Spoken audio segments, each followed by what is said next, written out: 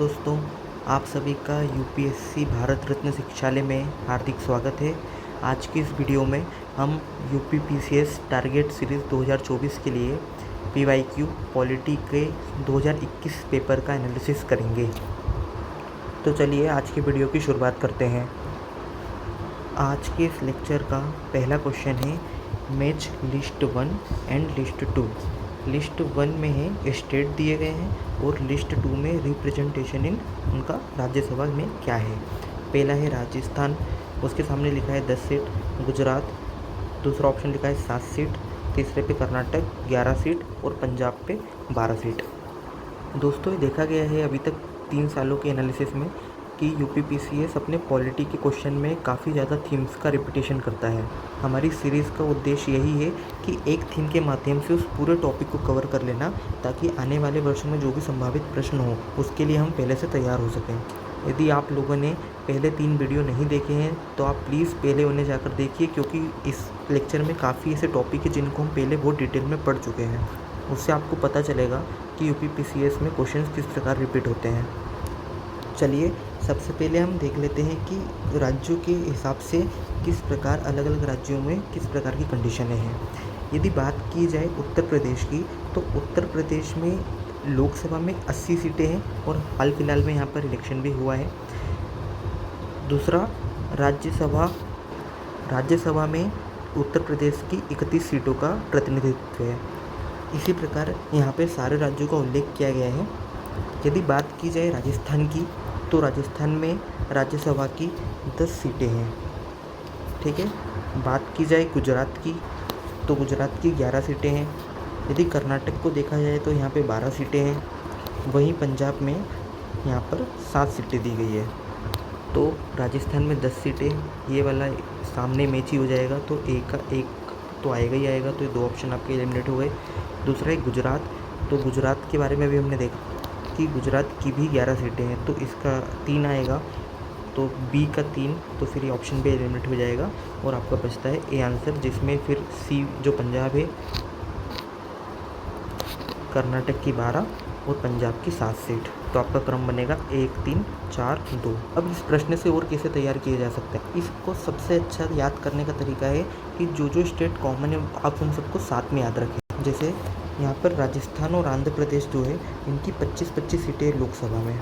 वहीं राज्यसभा की बात की जाए तो आंध्र प्रदेश, गुजरात, मध्य प्रदेश, आंध्र प्रदेश, गुजरात, मध्य प्रदेश, इन सब तीनों स्टेटों की 11-11 सीटें। तो आप जब एक दूसरे से कंपेयर करके किसी चीज़ों को पढ़ते हैं, वही सबसे अच्छा तरीका होता है और उसी से चीज़ें बहुत लंबे समय तक आपको ध्यान रहती है। बाकी आप इसका स्क्रीनशॉट ले सकते हैं और ताकि इसका 1-2 बार रिवीजन करेंगे तो आपको चीज़ें याद रहेगी। अब चलते हैं अगले क्वेश्चन की ओर। दूसरा क्वेश्चन दिया गया है select the correct answer from the code given below, और यहाँ पे पूछा गया है इनका क्रोनोलॉजिकल ऑर्डर, यानी उनका कालानुक्रम में व्यवस्थित करें। सबसे पहला केस है गोलकनाथ केस, दूसरे नंबर पर लिखा है केशवानंद भारती मामला, तीसरा है 24वां संविधान संशोधन अधिनियम, चौथे नंबर पर लिखा है 42वां संविधान संशोधन अधिनियम, और आगे आपको कोड को मैच करना है। चलिए दोस्तों, एक एक करके इन मामलों को देखते हैं कि इनमें क्या है। यदि बात की जाए गोलकनाथ केस की, तो गोलकनाथ बनाम पंजाब राज्य मामला वर्ष 1967 का है। तो ये गोलकनाथ मामला जो है वो आपका हो गया 1967 का। इसमें क्या है, इसका विषय क्या है? इस मामले में सुप्रीम कोर्ट ने फैसला सुनाया कि संसद किसी भी मौलिक अधिकार को छीन या कम नहीं कर सकती। यदि आप लोगों ने अच्छे से पढ़ाई की हो तो आपको पता होगा, इससे पहले एक चंपकन दोरायन राजाई मामला हुआ था, जिसमें सुप्रीम कोर्ट ने बोला था कि संसद जो है वो संविधान के किसी भी भाग में परिवर्तन यानी संशोधन कर सकती है। ठीक है। तो सुप्रीम कोर्ट ने यहाँ पे अपने पूर्व के निर्णय को बदला और कहा संसद किसी भी मौलिक अधिकार को छीन या कम नहीं कर सकती। कोर्ट ने कहा कि निर्देशक सिद्धांतों के कार्यान्वयन के लिए मौलिक अधिकारों के में संशोधन नहीं किया जा सकता, अर्थात डीपीएसपी को आप लागू करने के लिए फंडामेंटल राइट को अमेंडमेंट नहीं कर सकते। आगे इसमें लिखा गया है गोलकनाथ मामले में 24वें संविधान संशोधन अधिनियम 1971, 25वें संविधान संशोधन अधिनियम 1971 को लागू करके संसद ने सर्वोच्च न्यायालय के फैसले पर प्रतिक्रिया दी। मतलब हुआ कि सबसे पहले हुआ चंपकन दोरायन रजाई मामला। उसमें सुप्रीम कोर्ट ने बोला कि संसद जो है वो किसी भी भाग में परिवर्तन कर सकती है, वो फंडामेंटल राइट और डीपीएसपी उनमें परिवर्तन कर सकती है। आगे जाके हुआ गोलकनाथ मामला।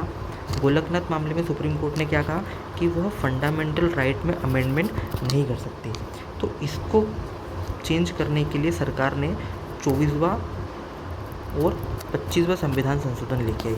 तो यहाँ से आपको एक क्रम पता चल रहा है कि 24वां संविधान संशोधन अधिनियम जो है वो गोलकनाथ मामले के बाद आया। मतलब यहाँ से आपका एक के बाद 3 आएगा।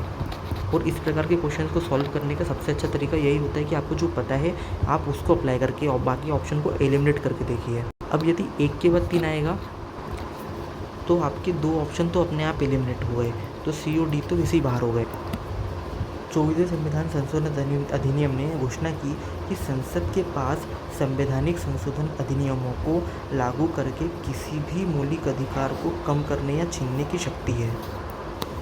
वहीं 25वें संविधान संशोधन अधिनियम में एक नया अनुच्छेद 31C सम्मिलित किया गया, जिसमें निम्नलिखित 2 प्रावधान किए गए। पहला प्रावधान था कि अनुच्छेद 39B ये बहुत इंपॉर्टेंट आर्टिकल, इसको आप ध्यान रखिएगा। निर्दिष्ट समाजवादी निर्देशक सिद्धांत को लागू करने का प्रयास करने वाला कोई भी कानून अनुच्छेद 14, अनुच्छेद 19, अनुच्छेद 31 द्वारा प्रदत्त मौलिक अधिकारों का उल्लंघन पर शून्य नहीं होगा।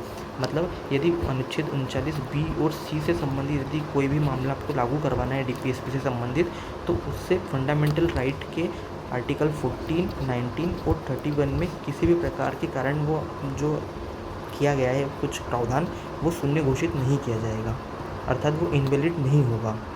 ठीक है, तो यहाँ पर एक क्रम पता चला। क्रम क्या था? क्रम ये पता चला कि जो गोलकनाथ मामला था उसमें सुप्रीम कोर्ट ने ये बोला कि संसद जो है वो फंडामेंटल राइट के लिए किसी और में अमेंडमेंट नहीं कर सकती है, फंडामेंटल राइट को चेंज नहीं किया जा सकता। तो सरकार ने जवाब में 24वां और 25वां संविधान संशोधन लेके आया, जिसमें बोला गया कि संसद 24 में तो ये बोला कि किसी को भी चेंज कर सकती है, और 25 में बोला कि आर्टिकल 39B और C को अप्लाई करने के लिए वो 14, 19 और 31 का उल्लंघन कर सकती है। दूसरा मामला है यहाँ पे केशवानंद भारती वाद का। तो केशवानंद भारती वाद आया था 1973 में। इस वाद में सर्वोच्च न्यायालय ने गोलकनाथ में दिए गए अपने निर्णय के विरुद्ध निर्णय दिया। क्या निर्णय दिया? उसने 24वें संविधान संशोधन अधिनियम की वैधता को बरकरार रखा कि 24वां संविधान संशोधन जो सरकार ने किया है वो ठीक है, और कहा कि संसद के पास किसी भी मूल अधिकार को कम करने या आहरित करने का अधिकार, मतलब संसद संविधान के किसी भी भाग को कम और चेंज कर सकती है। लेकिन यहाँ पर एक शर्त लगा दी। शर्त क्या थी? कि संविधान का मूलभूत ढांचा या मूलभूत विशेषता या बेसिक फीचर्स ऑफ कॉन्स्टिट्यूशन को आप चेंज नहीं कर सकते। मतलब अनुच्छेद 368 के तहत संसद की संवैधानिक स्थिति इसे संविधान के मूलभूत ढांचे में हस्तक्षेप करने और इसे बदलने में सक्षम नहीं बनाती है। मतलब संसद किसी ऐसे मूल अधिकार को कम नहीं कर सकती या आहरित नहीं कर सकती है जो संविधान के मूल ढांचे का अंग है। तो ये आपका केशवानंद भारती केस था। आगे 5 नवंबर 1931 को 24वां संविधान संशोधन अधिनियम लागू हुआ। इसमें क्या कहा गया? affirmed the power of parliament to amend any part of constitution including fundamental rights। मतलब संसद जो है वो फंडामेंटल राइट सहित संविधान के किसी भी भाग को चेंज कर सकती है। ठीक है, जिसको केशवानंद भारती बाद में लीगल ठहराया गया सुप्रीम कोर्ट के द्वारा। और आगे क्या किया गया? आगे लिखा गया है मेड इट कंपलसरी। क्या मेड इट कंपलसरी है? फॉर द प्रेसिडेंट, राष्ट्रपति के लिए, to give consent to the constitution amendment bill it came into force 5 November 1971। मतलब प्रेसिडेंट के लिए कॉन्स्टिट्यूशनल जो अमेंडमेंट होते हैं उन पर उनकी राय जो है वो बाध्यकारी करती। तो आपसे यदि पूछा जाए कि किस संविधान संशोधन अधिनियम के द्वारा राष्ट्रपति पर संवैधानिक संशोधन विधेयक या अधिनियम पर अपनी राय बाध्यकारी की गई, तो 24वें संविधान संशोधन अधिनियम के तहत की गई। आगे है 42वां संविधान संशोधन। जो 42वां संविधान संशोधन है, इसे संविधान का लघु संविधान भी कहा जाता है, क्योंकि इसने बहुत बड़े एरिया को संशोधित किया था। तो 42nd अमेंडमेंट जो था वो आया था 1976। यहाँ क्या मामला बनेगा? गोलकनाथ मामला 1967, केशवानंद भारती मामला 1973, 24वां संविधान संशोधन अधिनियम 1971 और 42 कॉन्स्टिट्यूशन अमेंडमेंट 1976। मतलब आपका सबसे पहले आएगा 1, फिर आएगा नंबर 3, फिर आएगा आपका नंबर 2 और फिर आएगा आपका नंबर 4। तो ये आपका आ जाएगा ऑप्शन ए के तहत। इसी प्रकार से अब जब लिंक करके किसी टॉपिक को समझते हैं, पढ़ते हैं, तो आपको किसी चीज़ों को याद करने का बर्डन फील नहीं होता है। इस लेक्चर सीरीज में हमारा मुख्य फोकस यही है कि याद करने की चीज़ों को कैसे कम किया जा सके, ताकि चीज़ें अपने नेचुरल वे में याद हो सके। चलिए अब देखते हैं अगला क्वेश्चन। अगला क्वेश्चन है, विच of the following bills can not be first introduce इन राज्यसभा? कौन सा विधेयक पहले राज्यसभा में पेश नहीं किया जा सकता? आप पहले, यदि आपने प्रीवियस वीडियो देखा हो तो आप पहले इसे पॉज कीजिए और अपने मन से इसका आंसर बताने की कोशिश कीजिए, क्योंकि पिछले लेक्चर में इसको हमने डिटेल में समझा था। तो आपका जो ऑर्डिनरी बिल या साधारण विधेयक होता है, इसकी विशेषता यह है कि इसे किसी भी सदन में प्रस्तुत किया जा सकता है। किसी भी सदन में प्रस्तुत किया जा सकता है, चाहे वो लोकसभा हो या राज्यसभा। तो ये आपका गलत हो जाएगा। तो ए ऑप्शन आपका हट गया यहाँ से। ऑप्शन बी लिखा है संविधान संशोधन विधेयक। तो आपको मैंने बताया था कि संविधान संशोधन विधेयक पर लोकसभा और राज्यसभा की बराबर शक्तियाँ होती है, ठीक है, और ये दोनों सदनों से पारित होना चाहिए, वो भी विशेष बहुमत से। तो यहाँ पे भी गलत हो जाएगा, ये किसी भी सदन में प्रस्तुत किया जा सकता है। तीसरा है राज्य पुनर्गठन विधेयक। तो राज्य पुनर्गठन विधेयक है, इसे भी लोकसभा या राज्यसभा दोनों में कहीं पे भी प्रस्तुत किया जा सकता है। तो आपका ये ऑप्शन भी यहाँ से गलत हो जाएगा। अगला बच्चा आगे आपका धन विधेयक। तो यस, बिल्कुल, धन विधेयक जो है वो केवल लोकसभा में लाया जा सकता है, इसे राज्यसभा में प्रस्तुत नहीं किया जा सकता। तो इसका सही जवाब होगा मनी बिल यानी धन विधेयक। चलिए दोस्तों, एक बार फिर से विधेयकों के प्रकार को देख। विधेयकों के प्रकार में जो साधारण विधेयक है, सबसे पहले तो साधारण विधेयक जो है वो अनुच्छेद 107 से 108 में है। ये किन सदनों में प्रस्तुत किया जाता है? तो इसे लोकसभा राज्यसभा दोनों में लाया जा सकता है। कौन कर सकता है? तो मंत्री या कोई प्राइवेट मेंबर कर सकता है। क्या इसमें राष्ट्रपति की सिफारिश जरूरी होती है? नहीं, बिल्कुल नहीं, इसमें राष्ट्रपति की सिफारिश या पूर्व अनुमति की आवश्यकता नहीं होती है। ये राज्यसभा द्वारा संशोधन या अस्वीकृत किया जा सकता है, तो बिल्कुल उसमें प्रस्तुत भी किया जा सकता है, संशोधन भी किया जा सकता है, अस्वीकृत भी कर सकती है। क्या गतिरोध होने पर क्या राष्ट्रपति इसमें संयुक्त बैठक का प्रावधान है? तो बिल्कुल इसमें संयुक्त बैठक की जा सकती है। राष्ट्रपति की भूमिका क्या है इसमें विधेयक पर?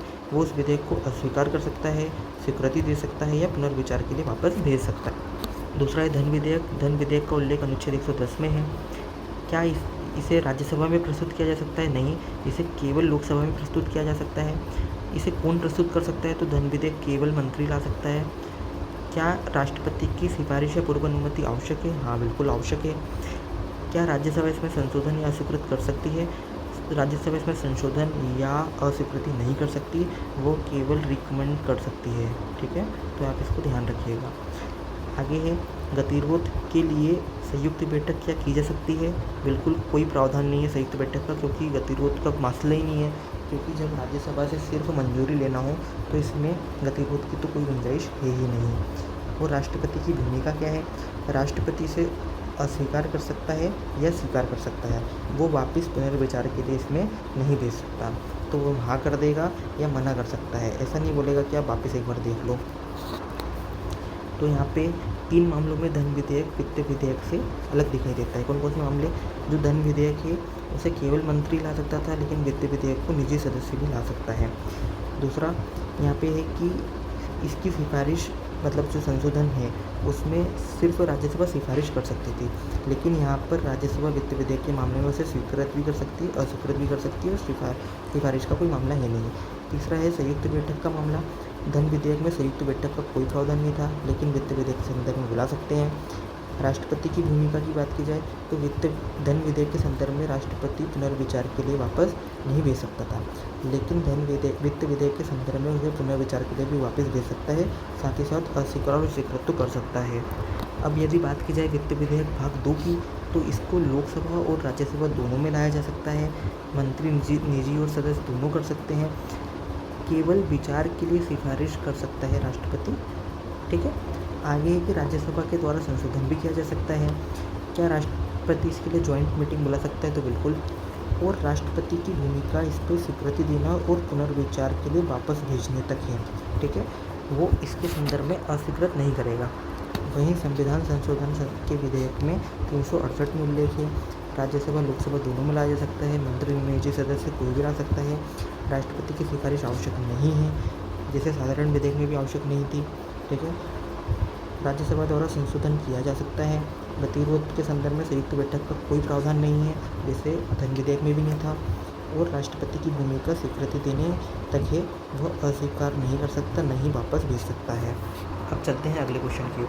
दोस्तों, हम लगातार देख रहे हैं कि प्रस्तावना से हर साल क्वेश्चन बन रहे हैं, तो आप प्रस्तावना को प्लीज़ एक बार अच्छे से देखिएगा। यदि आपने अभी तक 3 साल के वीडियो देखे हों तो आप इस क्वेश्चन को आराम से सॉल्व कर लेंगे। क्वेश्चन है, निम्न में से कौन सा शब्द भारत के संविधान की प्रस्तावना में उल्लेखित नहीं है? ठीक है, पहला लिखा हुआ है संप्रभु या सॉवरेन, दूसरा है लोकतांत्रिक यानी डेमोक्रेटिक, तीसरा है सेक्युलर यानी धर्मनिरपेक्ष, और चौथा है फेडरल। तो आपको फेडरल शब्द का उल्लेख प्रस्तावना में नहीं मिलेगा। तो एक बार देख लेते हैं। इसमें लिखा है, हम भारत के लोग भारत को संपूर्ण प्रभुत्व संपन्न समाजवादी पंथ निरपेक्ष, तो ये आपको धर्मनिरपेक्ष मिल गया। लोकतंत्रात्मक, ये आपको मिल गया। गणराज्य बनाने के लिए तथा इसके समस्त नागरिकों को सामाजिक, आर्थिक, राजनीतिक न्याय, 3 प्रकार के न्याय की बात की गई है, सामाजिक, आर्थिक और राजनीतिक। ठीक है, स्वतंत्रता 5 प्रकार की है। कौन कौन सी? विचार की, अभिव्यक्ति की, विश्वास की, धर्म की और उपासना की स्वतंत्रता। और 2 प्रकार की समानता की बात की गई है। कौन कौन सी समानता? समानता है आपकी प्रतिष्ठा की और दूसरी समानता है आपकी अवसर की।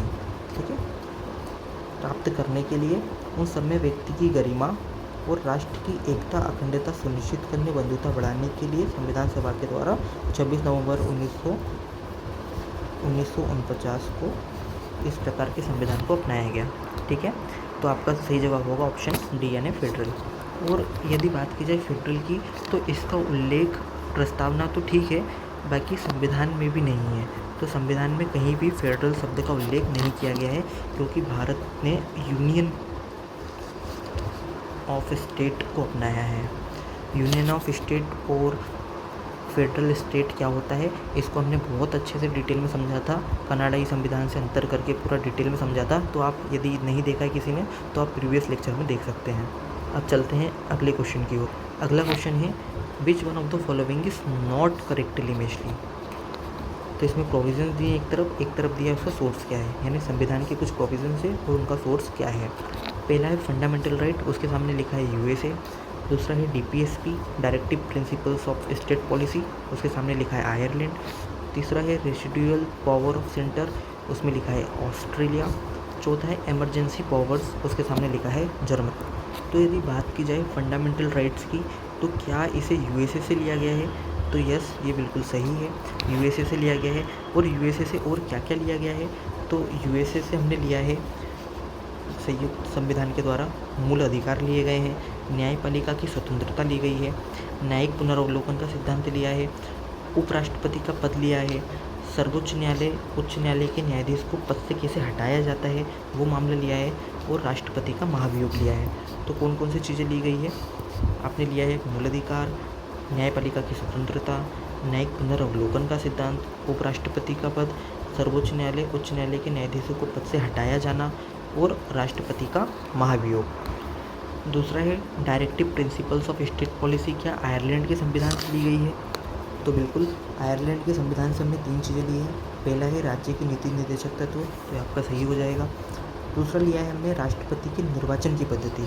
तो आपको ध्यान रखना है कि आयरलैंड जो है, तो इससे हमने लिया है राष्ट्रपति का निर्वाचन।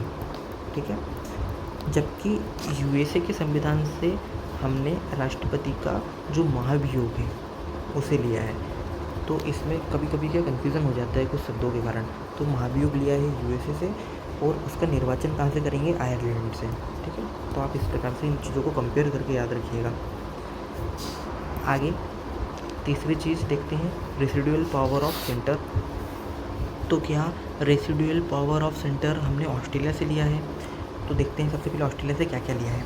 ऑस्ट्रेलिया से लिया है आपने समवर्ती सूची ली है। रेसिडुअल पावर का मतलब होता है अवशिष्ट शक्तियाँ, अवशिष्ट शक्तियाँ। ठीक, तो ऑस्ट्रेलिया से आपने लिया है समवर्ती सूची, व्यापार वाणिज्य समागम की स्वतंत्रता और संसद के दोनों सदनों की ज्वाइंट बैठक, जो कि आर्टिकल 108 में है। तो आपका ऑप्शन यहाँ पे हो जाएगा सी, जो ऑप्शन है वो हो जाएगा यहाँ से गलत। तो यूएसए आयरलैंड सही है, ऑस्ट्रेलिया गलत हो जाएगा, वो मैच नहीं है। क्योंकि रेसिडुअल पावर जो है आपने ली है वो अवशिष्ट शक्तियों का केंद्र में निहित होना, क्योंकि भारत ने यूनियन जो अपनाया है, कॉन्सेप्ट यूनियन का, वो कनाडा से अपनाया है। तो अवशिष्ट शक्तियाँ सीधी सी बात है कि वो कनाडा से लेगा। केंद्र के द्वारा राज्य के राज्यपालों की नियुक्ति भी कनाडा से ली है। सर्वोच्च न्यायालय का परामर्शीय न्याय निर्णयन जो है वो भी कहाँ से लिया है, कनाडा से लिया है। आपको ये बताना है कि सर्वोच्च न्यायालय का परामर्शीय न्याय निर्णयन किस आर्टिकल में है। अगला है इमरजेंसी पावर, जर्मनी से। तो बिल्कुल यहाँ से जर्मनी से हमने बीमर, आपसे पूछ सकता है कभी कि बीमर कॉन्स्टिट्यूशन किस देश का है, तो उसको जर्मनी का है। इसी से हमने लिया है आपातकालीन में मूल अधिकार के उल्लंघन। दोस्तों आपका एक जो भारत शासन अधिनियम 1935 है, इससे भारत सरकार के द्वारा बहुत सारी चीज़ें ली गई है। संविधान सभा के द्वारा क्या क्या चीज़ें ली है, आपने जो संघीय तंत्र जो लिया है किस प्रकार का होगा, वो कहाँ से लिया है, वो भारत शासन अधिनियम 1935 से लिया है। संघीय तंत्र मतलब इसमें केंद्र और राज्यों के संबंध वाला जो पोर्शन है वो हमने कहाँ से लिया है, 1935 के एक्ट से लिया है। राज्यपाल का कार्यालय, ध्यान रखना है, राज्यपाल का कार्यालय जो है वो हमने लिया है भारत शासन अधिनियम 1935 से। लेकिन केंद्र के द्वारा राज्यपाल की जो नियुक्ति होगी वो कहाँ से ली है, वो कनाडा के संविधान से ली गई है। तीसरा है न्यायपालिका। न्यायपालिका जो हमने हमारा है वो कॉन्सेप्ट वो भारत के संविधान से लिया है, लेकिन न्यायिक पुनर्वलोकन और न्यायपालिका की स्वतंत्रता का विचार और न्यायाधीशों को हटाने का जो विचार है वो कहाँ से लिया है हमने, वो लिया है अमेरिका के संविधान से।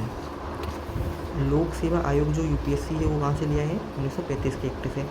यहाँ पे आपको आपातकालीन उपबंध जो है, प्रोविज़न है, वो कहाँ से लिया है, वो लिया है 1935 के एक्ट से। लेकिन उसमें क्या पावर होगी जो कि आपातकाल के दौरान होगी, वो हमने जर्मनी के संविधान से लिया है।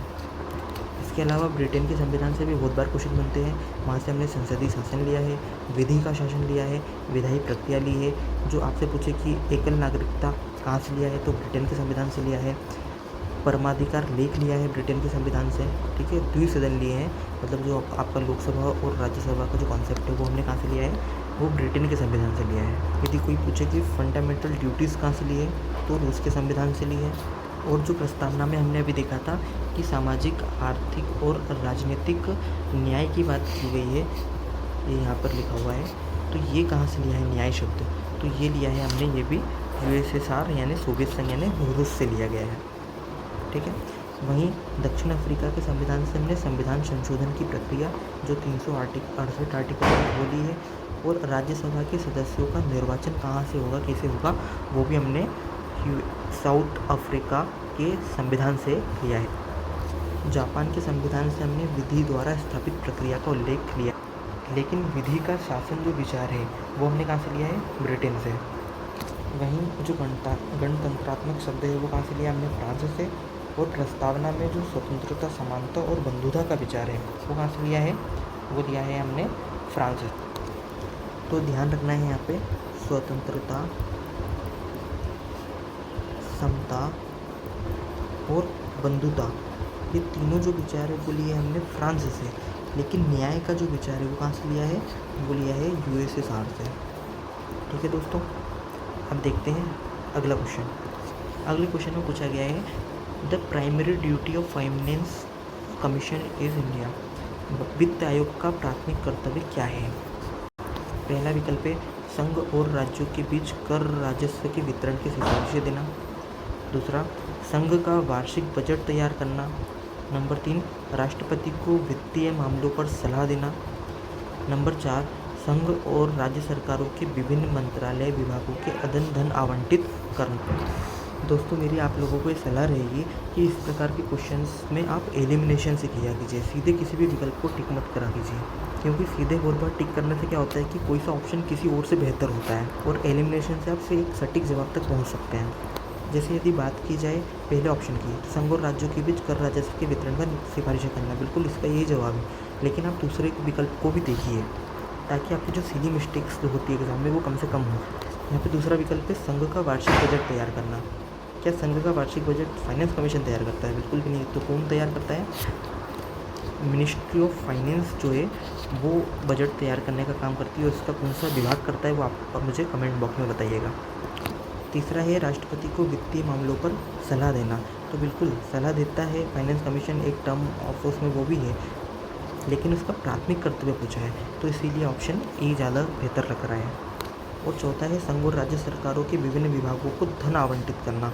नहीं, धन आवंटन और ये सब काम जो होता है वो संसद करती है अपने अनुदानों की मांगों को स्वीकार करके।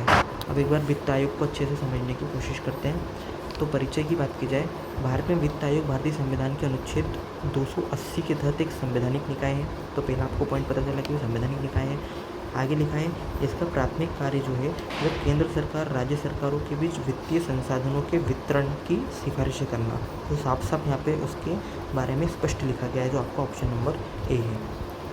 अगला है कि कर आय का विभाजन क्या करता है ये? संविधान के अध्याय 1 भाग 12 के तहत केंद्र सरकार और राज्य सरकार के बीच करों के वितरण की सिफारिशें भी करता है। तो आपको दूसरा कार्य पता चल गया। तीसरा है कि ये कर आय से राज्यों के शेयरों का आवंटन करता है, मतलब कि राज्यों का जैसे किस प्रकार से वितरण किया जाना है तो वो बताता है ये। चौथा है सहायता अनुदान का सिद्धांत, मतलब भारत की संचित नीति से राज्यों को सहायता अनुदान जो प्रदान किया जाता है वो किस प्रकार सिद्धांत उसकी कैसे स्थापना की जाएगी, कैसे किस प्रकार दिया जाएगा, तो वो सहायता अनुदान बताता है। इसमें विशेष रूप से संविधान के अनुच्छेद 275 का उल्लेख किया गया है। इसके तहत अनुच्छेद के खंड 1A के प्रावधान में उल्लेखित उद्देश्यों से अलग उद्देश्यों के लिए राज्यों को सहायता अनुदान के रूप में प्रदान की जाने वाली राशि का निर्धारण शामिल है। आगे स्थानीय निकायों के लिए राज्य निधि को बढ़ाना, राज्य की समेकित निधि को बढ़ाने के उपाय के लिए भी करता है। आप इसको हटा देते, यदि आप अच्छे से नहीं पढ़ेंगे तो इस टाइप के विकल्प को यदि स्टेटमेंट 3-4 आ गए तो उसमें से आप इसको एलिमिनेट करने की कोशिश करेंगे तो ऐसे में आपका गलत हो जाएगा। तो स्थानीय निकायों के लिए राज्य निधि किस प्रकार बढ़ेगी उस पर भी वित्त आयोग सलाह देता है। इसका उद्देश्य क्या है? राज्य के अपने वित्त आयोग द्वारा की गई सिफारिशों के आधार पर राज्य के भीतर पंचायत और नगर पालिकाओं के लिए उपलब्ध संसाधनों का पूरक बनाना। आगे ये आपदा प्रबंधन वित्त पोषण का मूल्यांकन भी करता है, ठीक है। और आपदा प्रबंधन अधिनियम 2005 के तहत बनाए गए फंड की जांच करना, सुधार करना, बदलाव करने की सिफारिशें करना। ध्यान रखना है कि वित्त आयोग के जो भी करता है वो सिफारिश करता है, वो किसी भी प्रकार से बाध्यकारी नहीं है सरकार के ऊपर, सरकार उसे नहीं भी मान सकती। अब हाल ही में 16वें वित्त आयोग को हरी झंडी दे दी गई है जो 1 अप्रैल 2026 से शुरू होने वाले आगामी 5 वर्षों के लिए केंद्र और राज्यों के बीच राजस्व वितरण के फॉर्मूले का निर्धारण की सिफारिशें करेगा। आप लोगों को ये बताना है कि 16वें वित्त आयोग का अध्यक्ष किसे नियुक्त किया गया है।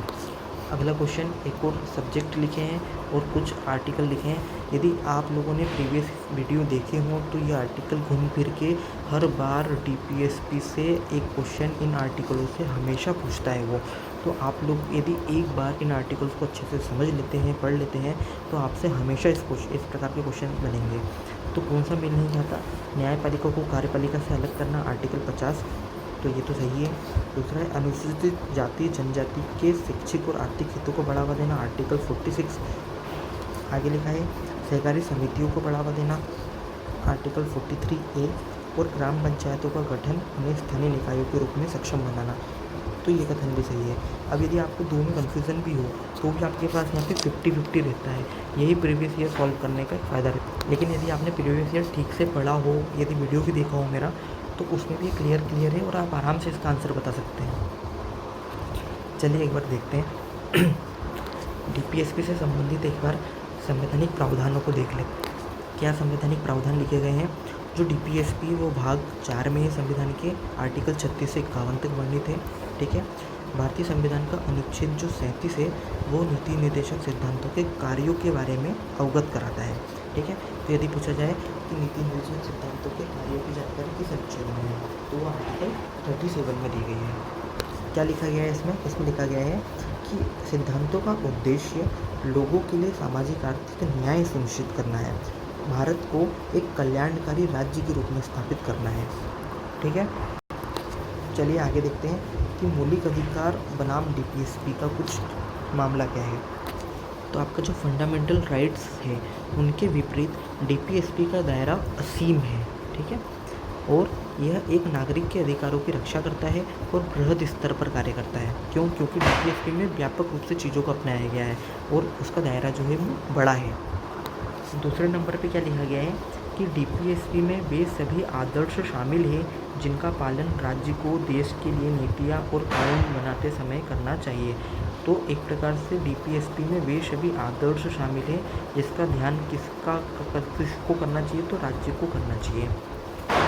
आगे, मौलिक अधिकार प्रकृति में नकारात्मक या निषेधात्मक है। ठीक है, लेकिन मतलब वो सरकार को हस्तक्षेप करने से रोकते हैं, लेकिन राज्य के नीति निर्देशक तत्व जो है वो सकारात्मक निर्देश देते हैं कि आप लोगों के कल्याण के लिए इस प्रकार के कदम उठाइए, उनका वेलफेयर इस प्रकार से कीजिए। यह ध्यान रखना महत्वपूर्ण है कि डीपीएसपी और मौलिक अधिकार साथ साथ चलते हैं। आपको कमेंट करके बताना है कि किस केस में सुप्रीम कोर्ट के द्वारा ये कहा गया था कि डीपीएसपी और फंडामेंटल राइट एक दूसरे के पूरक हैं। लेकिन यहाँ पे आपको एक चीज़ क्लियर हो जाना चाहिए कि डीपीएसपी जो है वो मौलिक अधिकारों के अधीनस्थ नहीं है, मतलब वो उनसे अलग है और उनका भी महत्व होता है। हाँ, ये ज़रूर है कि आप डीपीएसपी को लागू करवाने के लिए न्यायालय नहीं जा सकते, लेकिन आप न्यायालय नहीं जा सकते, लेकिन फंडामेंटल राइट्स के लिए आप न्यायालय जा सकते हैं सिर्फ। अब सिद्धांतों के वर्गीकरण को देखते हैं। तो डीपीएसपी को उनके वैचारिक स्रोत के उद्देश्य के आधार पर वर्गीकृत किया गया है। ध्यान रखना है कि संविधान में डीपीएसपी का कोई वर्गीकरण नहीं है। ठीक है, ये वैचारिक स्रोत के आधार पर किया गया है। 3 प्रकार का वर्गीकरण है: समाजवादी सिद्धांत, गांधीवादी सिद्धांत और उदारवादी बौद्धिक सिद्धांत। सबसे पहले देखते हैं समाजवादी सिद्धांत क्या क्या है। तो अनुच्छेद 38 क्या कहता है? अनुच्छेद 38 कहता है, राज्य सामाजिक, आर्थिक, राजनीतिक न्याय सुनिश्चित कर आय, स्थिति, सुविधाओं और अवसरों में असमानताओं को कम करके सामाजिक व्यवस्था को सुरक्षित संरक्षित कर लोगों के कल्याण को बढ़ावा देने का प्रयास करेगा। आपने एक बार भी अच्छे से इनको डिटेल में हल्का हल्का भी पढ़ लिया ना, तो आपको आराम से रिकॉल होगा। और कैसे इस बार भी इसका एक पेयर आएगा जो मिलाने के लिए आएगा, जिसमें एक तरफ आर्टिकल लिखा होगा और एक तरफ वो उसकी कोई डिटेल देगा और पूछेगा कि कौन सा पर्टिकुलर बेस्ड नहीं है, या फिर आपको उनको मिलाने के लिए, जोड़ी मिलाने के लिए दे सकता है।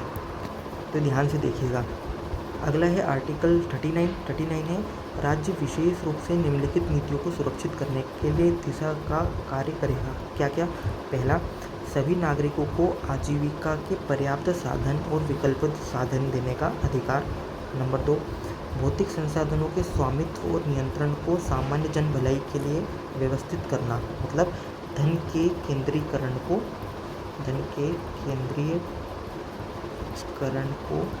रोकना, इसका एक उद्देश्य है। ठीक है। तीसरा, कुछ ही व्यक्तियों के पास धन संकेंद्रित नहीं होना चाहिए।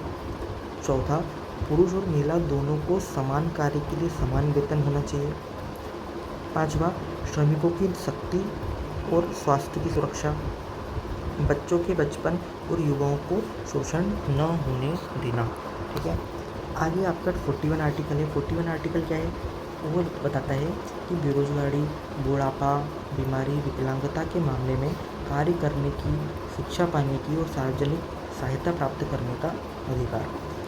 आगे अनुच्छेद 42 वो कहता है, राज्य काम की न्याय संगत और मानवीय परिस्थितियों को सुनिश्चित करने और मातृत्व राहत के लिए प्रावधान करेगा। तो आपको आप ध्यान होगा कि 24 माह कर दिया है महिलाओं के लिए मातृत्व का प्रावधान। ये किससे किया है?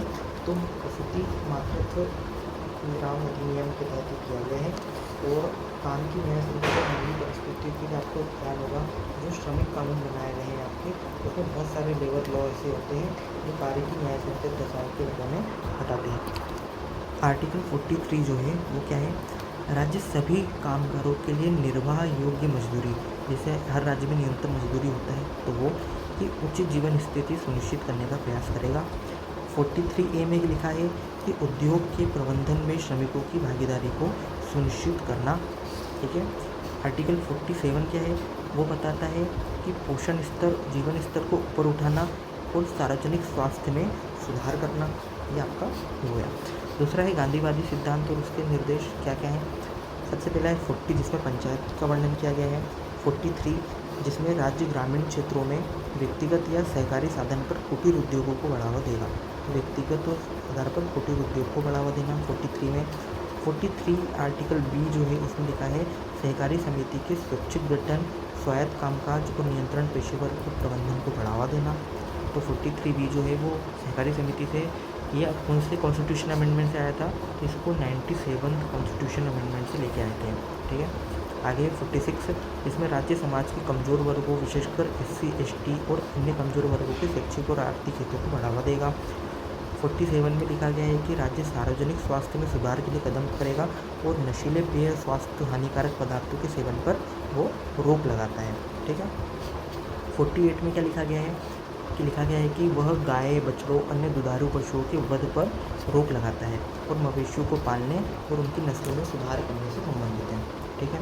फिर उदार बौद्धिक सिद्धांतों की यदि बात की जाए तो इसमें क्या है, इसमें लिखा गया है अनुच्छेद 44 जो आपने पढ़ा होगा यूनिफॉर्म सिविल कोड के बारे में, तो वो है इसमें। 45 सभी बच्चों को 6 वर्ष की आयु पूरी करने तक प्रासंगिक बाल्यावस्था देखभाल, ठीक है, और शिक्षा प्रदान करना। 48B जो है उसमें लिखा गया है कृषि और पशुपालन को वैधानिक और वैज्ञानिक बनाना, और जो आपने सुना होगा कृषि संगठन जो होते हैं FAO उनका FPO उनको बनाना। 48A में लिखा गया है कि पर्यावरण की रक्षा करना, सुधार करना और देश के वन्य जीवों की रक्षा करना। ये कौन से आर्टिकल से लेके आए थे, 52nd कॉन्स्टिट्यूशन अमेंडमेंट के माध्यम से लेके आए थे। ठीक है। आगे अनुच्छेद 49 जिसमें लिखा गया है कि राज्य की कलात्मक और ऐतिहासिक महत्व के प्रत्येक स्मारक की रक्षा करेगा। ठीक है। जब किसानों का आंदोलन हुआ और लाल किले वाली घटना हुई थी तो उसमें आपने देखा होगा कि ये आर्टिकल काफ़ी चर्चा में था। अनुच्छेद 50 राज्य की लोक कथाओं में न्यायपालिका को कार्यपालिका से अलग करने के लिए कदम उठाना। ठीक है। आर्टिकल 51 ये घोषणा करता है कि राज्य अंतर्राष्ट्रीय शांति और सुरक्षा स्थापित करने का प्रयास करेगा। ठीक है। तो राज्य के साथ न्यायपूर्ण और सम्मानजनक संबंध बनाए रखना, अंतर्राष्ट्रीय कानून और संधि दायित्वों के सम्मान को बढ़ावा देना और मध्यस्थता के द्वारा अंतर्राष्ट्रीय विवादों को निपटारे में सहायता करना। तो वो पूछे कि मध्यस्थता द्वारा अंतर्राष्ट्रीय विवादों के निपटारे को कैसे करना, कौन से अनुच्छेद में है, तो आपको ध्यान रखना होगा 51 आर्टिकल में। ठीक है। अब आपसे क्वेश्चन क्या पूछा गया, क्वेश्चन पूछा था न्यायपालिका को कार्यपालिका से अलग करना, आर्टिकल 50 सही है। अनुसूचित जाति जनजाति शैक्षिक और आर्थिक हितों को बढ़ावा देना 46 ये भी सही है। सहकारी समितियों को बढ़ावा देना 43A ये गलत है क्योंकि अभी हमने देखा कि आर्टिकल 43B में लिखा गया है। ग्राम पंचायतों का गठन ये भी सही है। आप चलते हैं अगले प्रश्न की ओर। अगला प्रश्न है a member of state public service commission में भी रिमूव्ड बाय, किसके द्वारा रिमूव किया जाता है। ठीक है। तो किसके द्वारा रिमूव किया जाता है, राज्यपाल द्वारा विधानसभा में महाभियोग के आधार पर नहीं। यदि आप हल्का सा भी नॉलेज रखते हैं या दिमाग लगाने की कोशिश करेंगे तो कल एक क्वेश्चन आया था जो 2020 PYQ में हमने पढ़ा था। उसमें क्वेश्चन ये था कि निम्न में से किसका रिमूवल जो है उसमें पार्लियामेंट की भूमिका होती है। ठीक है।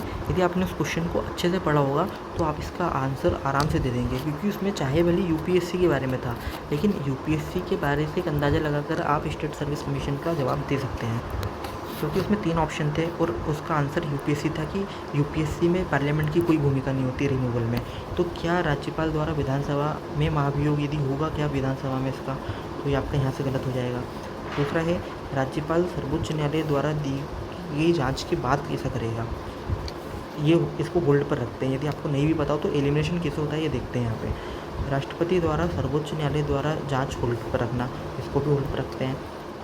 राज्यपाल द्वारा उच्च न्यायालय द्वारा दी गई जांच के बाद। ठीक है।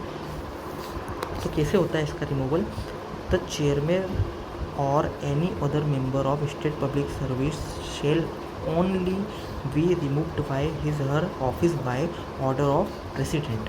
ठीक है, तो राज्य जो लोकसेवा आयोग होता है, चाहे नियुक्तियाँ जो होती है वो राज्य सरकार करती है, लेकिन उसको हटाता राष्ट्रपति ही है। यदि सदस्यों को हटाने की बारी आती है तो सदस्यों को राष्ट्रपति के द्वारा सर्वोच्च न्यायालय की जांच के बाद ही हटाया जा सकता है।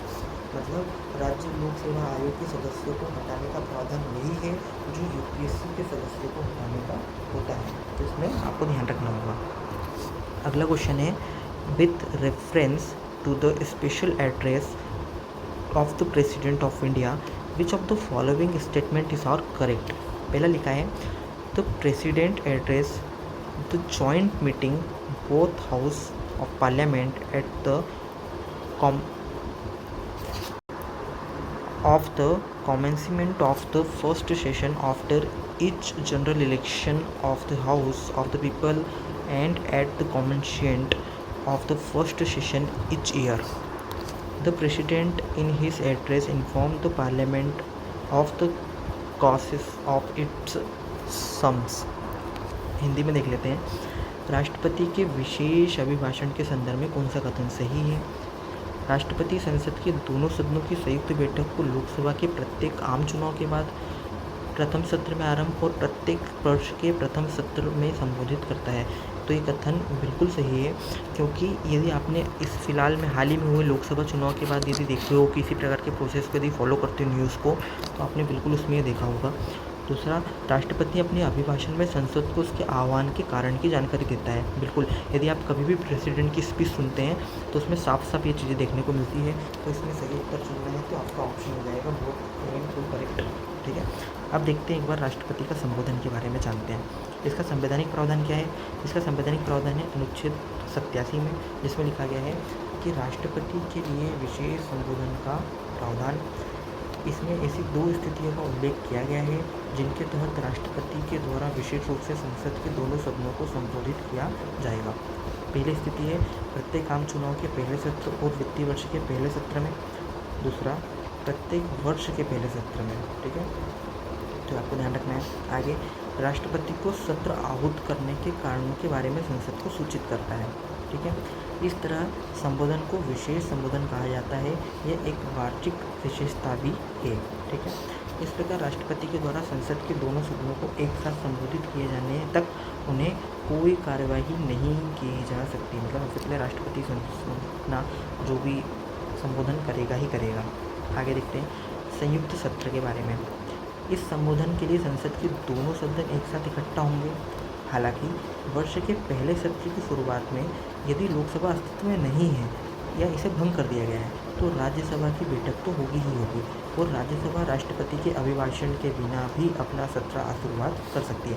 तो यदि स्टेटमेंट आ जाए कि पहले सत्र में राष्ट्रपति के अभिभाषण के बिना क्या राज्यसभा अपना सत्र प्रारंभ कर सकती है, तो बिल्कुल ये प्रारंभ कर सकती है। लोकसभा के प्रत्येक आम चुनाव के बाद पहले सत्र के मामले में सदस्यों के शपथ लेने और अध्यक्ष के चुनाव के पश्चात राष्ट्रपति संसद के सदनों को एक साथ संबोधित करता है। राष्ट्रपति के संबोधन का विषय क्या है। राष्ट्रपति का अभिभाषण सरकार की नीतियों का विवरण देता है, इसीलिए अभिभाषण का प्रारूप सरकार के द्वारा ही तैयार किया जाता है।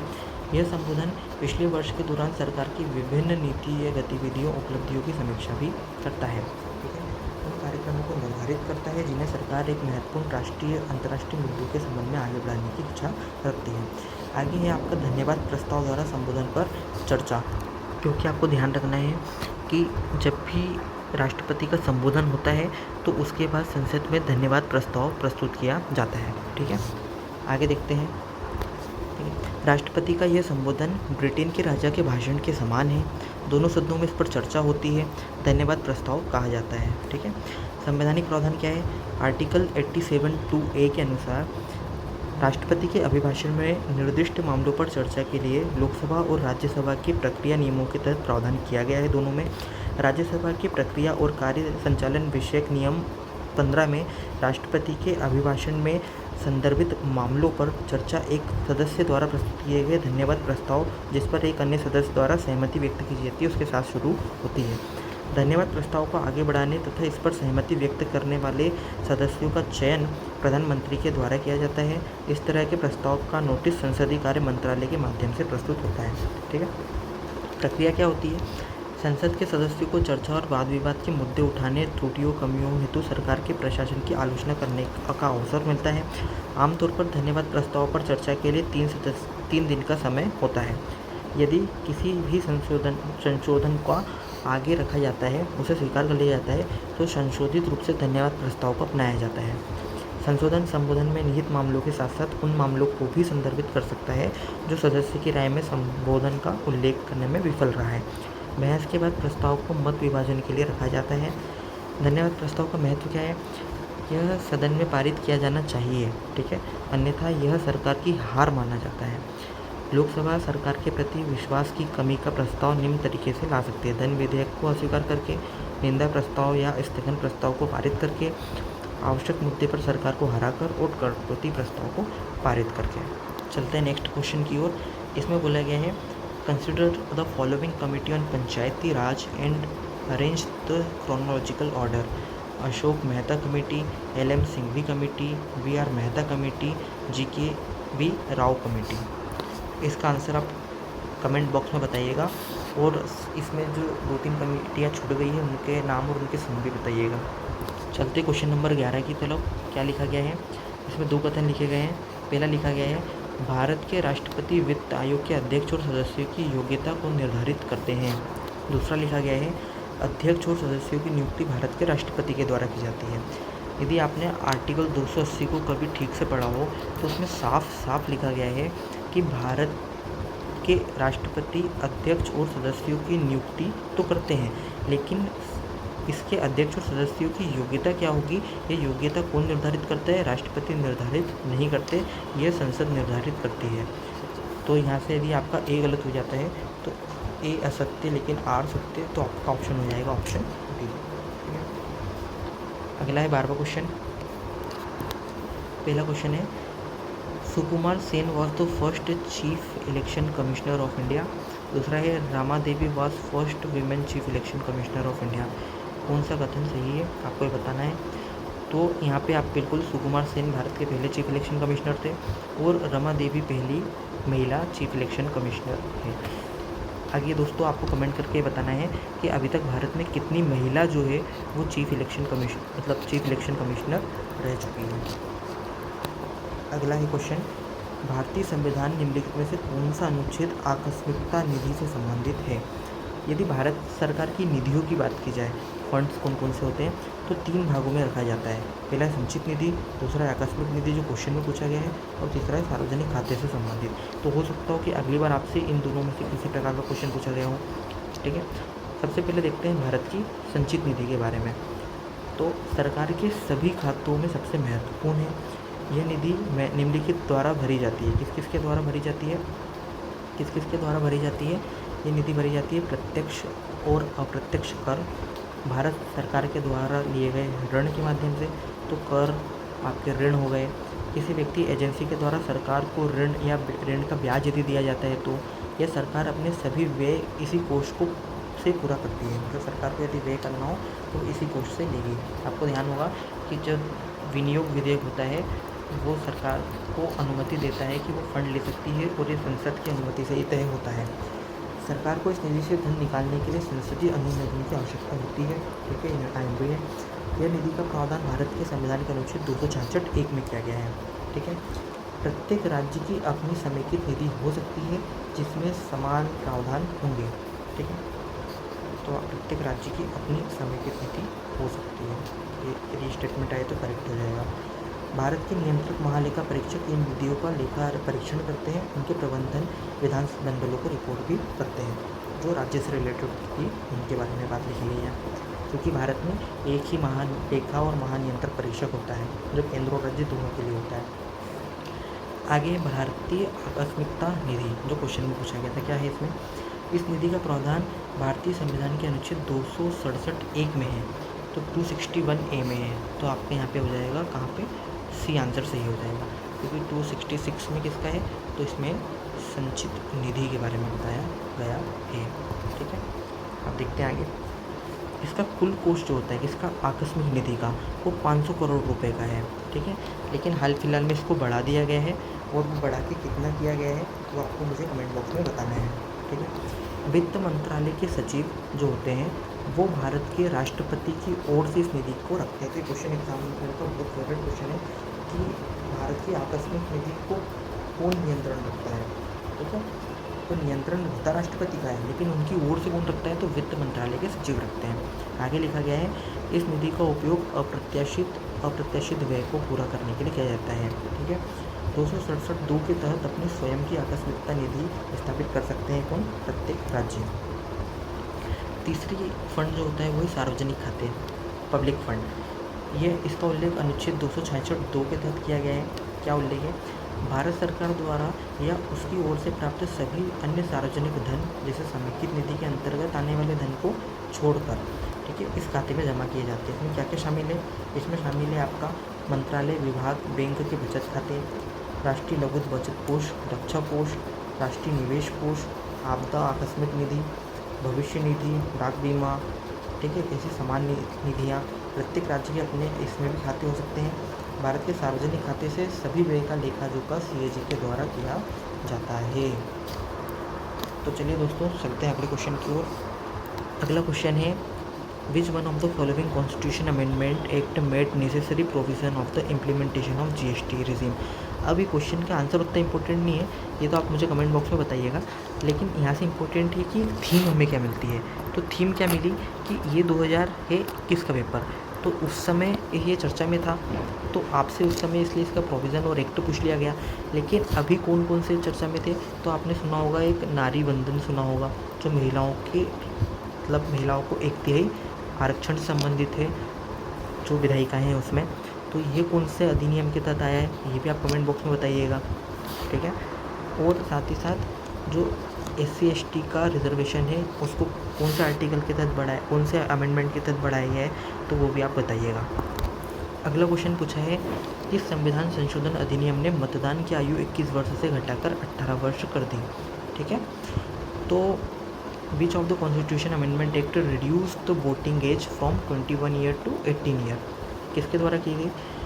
तो यहाँ पे एक उल्लेख मिलता है, हम आर्टिकलों का उल्लेख देख लेते हैं एक एक करके कि कौन से संविधान संशोधन में क्या क्या चीज़ें थी। तो सबसे पहले यदि बात की जाए तो जो 61 है, इसका आंसर 61 हुआ। तो 61वां संविधान संशोधन अधिनियम, जिसे आधारित तौर पर संविधान का 61वां संविधान संशोधन कहा जाता है, 1990 में आया था। तो 61वां कब आया था, 1989 में। इसमें लोकसभा और राज्यसभा की विधानसभाओं के चुनाव में मतदान की आयु को घटाकर 18 वर्ष कर दिया था। अब इसमें ऑप्शन में कुछ और जो है वो भी देख लेते हैं। जो 62 अमेंडमेंट है वो आरक्षण की अवधि को 2000 तक बढ़ा दिया गया था। आरक्षण की अवधि को 69वें, 95वें, 104वें संविधान संशोधन के द्वारा 2020-2030 तक बढ़ा दिया है। जो आपसे मैंने क्वेश्चन पूछा था, यहाँ पे इसका जवाब है 104वां कॉन्स्टिट्यूशन अमेंडमेंट। तीसरा है जो 63 लिखा हुआ है ऑप्शन में, वो आपातकाल की घोषणा और वहाँ राष्ट्रपति शासन की अवधि के बारे में बताता है, ठीक है। आगे भारतीय संविधान का 66वां संविधान संशोधन अधिनियम 1990 जो है वो 9वीं अनुसूची में संशोधन करके लागू किया गया था, जिसे पहले संशोधन द्वारा जोड़ा गया था। अनुच्छेद 31B द्वारा स्थापित है और 9वीं अनुसूची के अनुसार इस सूची में सभी केंद्रीय और राज्य कानून कानूनी चुनौतियों का सामना नहीं कर सकते। लेकिन आपको कमेंट करके ये जवाब देना है कि वो कौन सा सुप्रीम कोर्ट का जजमेंट है जिसमें कहा गया है कि सुप्रीम कोर्ट 9वीं अनुसूची में भी मामले की सुनवाई करेगा। तो इसका जवाब होगा IR कोलियो केस, इस मामले में सुप्रीम कोर्ट ने कहा था। तो यहाँ पे संवैधानिक प्रावधान किए गए हैं। संवैधानिक प्रावधान क्या है, अनुच्छेद 74 के अनुसार एक मंत्रिपरिषद होगी जो राष्ट्रपति को सलाह सहायता देगी। अनुच्छेद 75 में बताया गया है कि प्रधानमंत्री और मंत्रियों से मिलकर एक मंत्रिपरिषद बनेगी। इस मंत्रिपरिषद का आकार प्रधानमंत्री को मिलाकर लोकसभा की कुल सदस्य संख्या से 15% से अधिक नहीं होगा। ये प्रावधान कॉन्स्टिट्यूशन अमेंडमेंट 91 अमेंडमेंट से आया है, ठीक है, ध्यान रखना है। कोई मंत्री जो लगातार 6 महीने से अवधि तक संसद का सदस्य नहीं रहता तो मंत्री नहीं बन सकता। अनुच्छेद 77 जो है वो भारत सरकार के कार्य संचालन के बारे में बताता है कि राष्ट्रपति जो होगा वो भारत सरकार के कार्य के अधिक सुविधाजनक संचालन के लिए मंत्रियों के बीच कार्यों का आवंटन के लिए नियम बनाएगा। तो ध्यान रखना है, संसद नहीं आएगा, नई मंत्रिपरिषद आएगी। यहाँ पे जवाब आएगा राष्ट्रपति।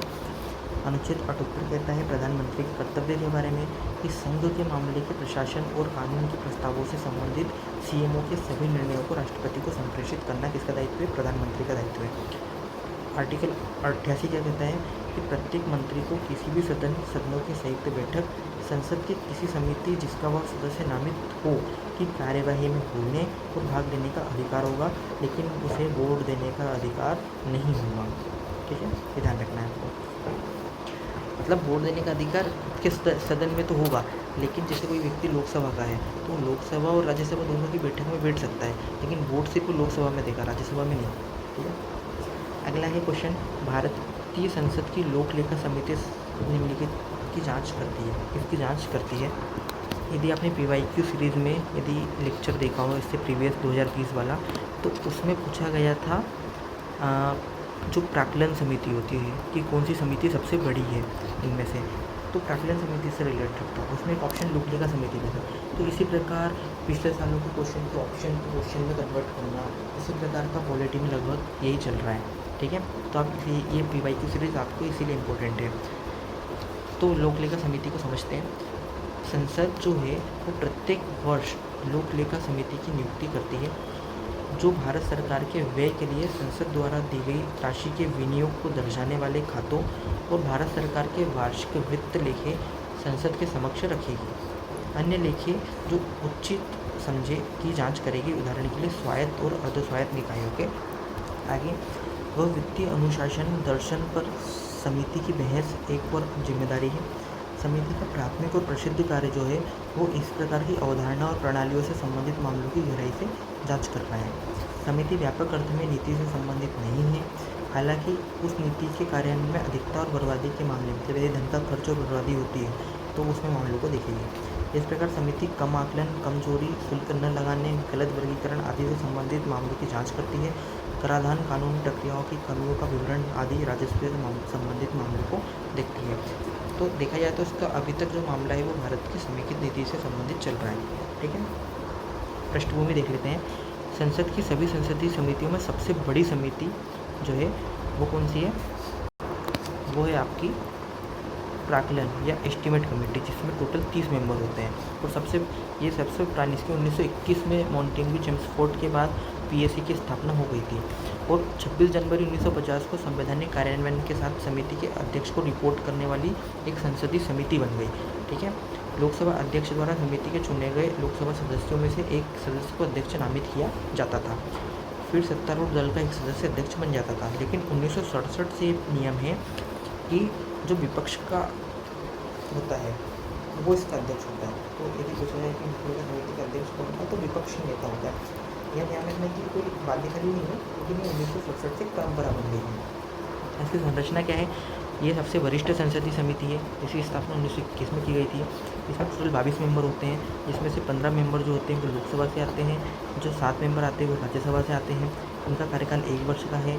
एक मंत्री को इसकी सदस्य के रूप में नहीं चुना जा सकता। इसी प्रकार जो एस्टीमेट कमेटी या प्राक्कलन समिति है उसमें भी जो आपका मंत्री है वो सदस्य नहीं चुना जा सकता। ठीक है, आगे समिति के अध्यक्ष की नियुक्ति अध्यक्ष सदस्यों में से ही करता है। लोक लेखा समिति के सदस्यों को चुनने के लिए निम्नलिखित विधियों का उपयोग किया जाता है। सदस्यों का चुनाव संसद वार्षिक आधार पर करती है, जिसमें एकल संक्रमणीय वोट प्रणाली का उपयोग किया जाता है और आनुपातिक प्रतिनिधित्व का सिद्धांत का उपयोग किया जाता है। चुनाव का यह तरीका सुनिश्चित करता है कि संसद के सभी सदस्यों को समान प्रतिनिधित्व हो सके। अब इसके कार्यकाल देख लेते हैं। तो लोकसभा राज्यसभा दोनों में निर्वाचित सांसद का प्रत्येक सदस्य 1 वर्ष के लिए इसमें समिति में आता है। 1 वर्ष के बाद एक नया चुनाव होता है। सदस्य को या तो बदल दिया जाता है या फिर से निर्वाचित किया जाता है, यानी रोक नहीं है वापस चुने जाने पर। अर्थात समिति तथा सदस्यों का कार्यकाल 1 वर्ष का होता है। लोकसभा का अध्यक्ष समिति के अध्यक्ष की नियुक्ति करता है और वो विपक्ष का करते जा रहा है। उसका उद्देश्य नियंत्रक महालेखा परीक्षक की ऑडिट और संसद के सामने रखना, उसकी समीक्षा करना भी है। तो आपका इसका सही जवाब क्या होगा क्वेश्चन का कि the public account committee of India क्या करता है? तो report of controller auditor general. तो आपका सही जवाब हो जाएगा ऑप्शन ए। ठीक है, कि समेकित निधि का यहाँ पे उल्लेख था, तो इसीलिए यहाँ पे बताया गया था, लेकिन इसका सही जवाब जो होगा वो ए होगा। आगे देखते हैं क्या लिखा है। इसके अध्यक्ष, तो अध्यक्ष जो होते हैं वो विपक्ष से होते हैं। 1967 से नियम बन गया है। इसके कार्य, ये विनियोग लेखाओं, उन पर भारत के नियंत्रक महालेखा परीक्षक के निष्कर्षों की जांच करती है। मतलब डायरेक्ट तो खुद नहीं करती है, बल्कि वो जो CAG अक्टूबर 2002 उसकी जो रिपोर्ट आती है उस पर जाँच करती है। ठीक है, करती तो वही है विनियोग से संबंधित मामलों की जाँच, लेकिन किससे करती है? इसकी जाँच पहले CAG करता है। CAG जो रिपोर्ट बनाता है वो रिपोर्ट जो सदन में प्रस्तुत करता है, उस सदन में प्रस्तुत करने के दौरान जो आपकी पब्लिक अकाउंट कमेटी वो मामलों की जाँच करती है। वित्तीय वर्ष के दौरान सेवा इस उद्देश्य के सदन द्वारा राशि अधिक खर्च की जाती है। समिति प्रत्येक मामलों के तथ्यों की जांच के संबंध में ऐसी अतिरिक्त परिस्थितियों की समीक्षा करती है। PSC व्यापार और निर्माण योजना, राज्य निगम के राजस्व व्यय विवरण, राष्ट्रपति के द्वारा दी गई गलत और हानि विवरण की जाँच भी करती है। ठीक है, पब्लिक अकाउंट कमेटी उन परिस्थितियों में CAG की रिपोर्ट की समीक्षा करती है जहाँ राष्ट्रपति ने उसे किसी भी रसीद से ऑडिट करने, स्टॉक तथ्यों की जाँच करने का निर्देश दिया है। PSC का लक्ष्य सुनिश्चित करना है कि संसद द्वारा सरकार को आवंटित धन मांग की बाधाओं के भीतर खर्च हो। ठीक है, हालांकि समिति के कार्य व्यय की औपचारिकता से परे उसकी बुद्धिमत्ता, निष्ठा और मितव्ययिता तक फैसले हो रहे हैं। नतीजतन समिति नुकसान, फिजूल खर्ची और वित्तीय अनियमितताओं से जुड़े मुद्दों की जाँच करती है। जब समिति के ध्यान में साबित लापरवाही के परिणाम स्वरूप नुकसान या अपव्यय का मामला पाया जाता है तो यह अनुरोध करता है कि मंत्रालय विभाग ये बताए कि पुनरावृत्ति को रोकने के लिए क्या अनुशासनात्मक कार्रवाई की गई थी। ठीक है, ऐसी स्थिति में वह संबंधित मंत्रालय या विभाग द्वारा फिजूल खर्ची या प्रभावी प्रबंधन की कमी के खिलाफ सख्ती से कार्रवाई के निर्देश पर आचार्य करता है। ध्यान रखना है कि किसी प्रकार की कोई कार्रवाई वगैरह नहीं कर सकता है, लेकिन इनकी रिपोर्टों का महत्व है कि सदन में इनके जवाब देने पड़ते हैं। अगला क्वेश्चन है 0 आवर्स के ऊपर कि भारतीय संसद के कामकाज में शून्यकाल का क्या अर्थ है। ये सत्र का पहला घंटा होता है जब विशेषाधिकार प्रस्ताव स्वीकार किए जाते हैं। प्रश्नकाल से 1 घंटा पहले या प्रश्नकाल के तुरंत बाद का समय। तो संसद की यदि कार्यवाही का देखा जाए तो जैसे सबसे पहले यदि प्रश्नकाल है तो प्रश्नकाल क्या होता है? प्रत्येक संसदीय बैठक के पहले घंटे को प्रश्नकाल कहा जाता है। इसका उल्लेख सदन की कार्यवाही और नियमों में किया गया है। ठीक है, इस दौरान सदस्य प्रश्न पूछते हैं और मंत्री उत्तर देते हैं। 3 प्रकार के प्रश्न होते हैं। एक है स्टार्ट क्वेश्चन, इसमें क्या होता है? ये प्रश्न पूछे जाते हैं और मौखिक रूप से उत्तर दिए जाते हैं।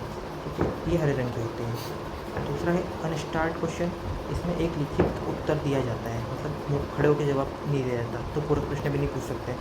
ये है सफ़ेद क्वेश्चन, सफ़ेद रंग का।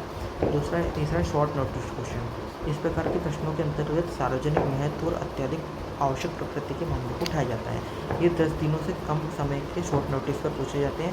ये गुलाबी रंग का होता है। ठीक है, अगला है 0 और शून्यकाल भारतीय संसद का एक नवाचार है।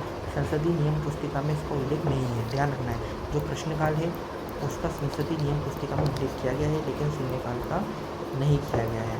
ठीक है, इसके तहत संसद प्रत्येक सदस्य बिना किसी पूर्व सूचना के मामले उठा सकता है। शून्यकाल प्रश्नकाल के तुरंत बाद शुरू होता है, जब तक रहता है जब तक कि सदन की कार्यवाही नियमित रूप से शुरू नहीं हो जाती है। दूसरे शब्द में प्रश्नकाल और कार्यवाही के बीच के समय के अंतराल को भी क्या कहते हैं? शून्यकाल कहते हैं। तो आपका जवाब मिल गया यहाँ पे कि शून्यकाल का अर्थ है प्रश्नकाल के तुरंत बाद का समय। कब तक का समय? जब तक कोई कार्यवाही प्रारंभ नहीं हो जाती है, उसके बीच के समय को क्या बोलते हैं? क्वेश्चन आवर कहते हैं। ठीक है, आगे लिखा गया है आधे घंटे की चर्चा।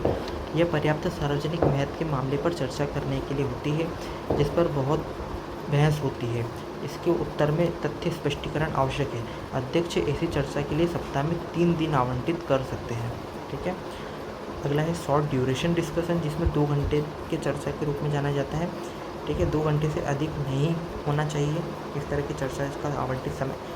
संसद के सदस्य अत्यधिक सार्वजनिक महत्व के मामले से चर्चा करते हैं। अध्यक्ष ऐसी चर्चा के लिए सप्ताह में 2 दिन आवंटित कर सकते हैं। ठीक है, और इस युक्ति को 1953 से अस्तित्व में है। कौन सी? Short duration discussion. तो दोस्तों, ये आज का वीडियो था जिसके अंतर्गत हमने 2021 जो PYQ सीरीज़ थी पॉलिटी की, उसको सॉल्व किया, एनालिसिस किया। आप कमेंट करके बताइए कि आपको सीरीज़ कैसी लग रही है और हम किस प्रकार का एनालिसिस कर रहे हैं और हमें क्या सुधार करना चाहिए। आपके कमेंट्स का हमारे लिए बहुत ज़्यादा महत्व रहता है। तो आप प्लीज़ ये बताइए। और आप इसी प्रकार अभी 2 और लेक्चर आने वाले हैं पॉलिटी से रिलेटेड, उनसे जुड़े रहिए। और 2 लेक्चर के बाद आप ये पाएंगे ऐसी स्थिति में होंगे कि आपका लगभग 80 से 90% सिलेबस जो है वो कंप्लीट हो चुका होगा पॉलिटी का, और आप किसी भी प्रकार के क्वेश्चन को डील करने की स्थिति में होंगे। Thank you for watching this video.